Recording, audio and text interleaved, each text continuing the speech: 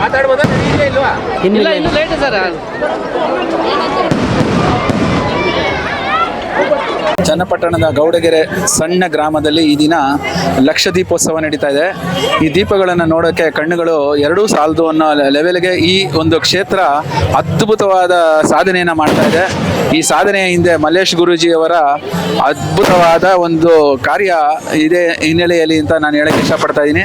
ತಾಯಿ ಚಾಮುಂಡಿ ಆಶೀರ್ವಾದ ಚನ್ನಪಟ್ಟಣದ ಜನತೆಗಳಲ್ಲೇ ನಾಡಿನ ಎಲ್ಲ ಜನರಿಗೂ ಆಶೀರ್ವಾದ ದೊರಕಲಿ ಅಂತ ಹೇಳ್ತಾ ಈ ಒಂದು ಲಕ್ಷ ದೀಪೋತ್ಸವ ಇನ್ನು ಮುಂದಿನ ದಿನಗಳಲ್ಲಿ ಇನ್ನೂ ಹೆಚ್ಚಿನ ಜನಪ್ರಿಯಗೊಳ್ಳಲಿ ಅಂತ ಹಾರೈಸುತ್ತಾ ನಾನು ಈ ಎರಡನ್ನು ಮಾತು ಮುಗಿಸ್ತೀನಿ. ಜೈ ಹಿಂದ್, ಜೈ ಕರ್ನಾಟಕ ಮಾತೆ.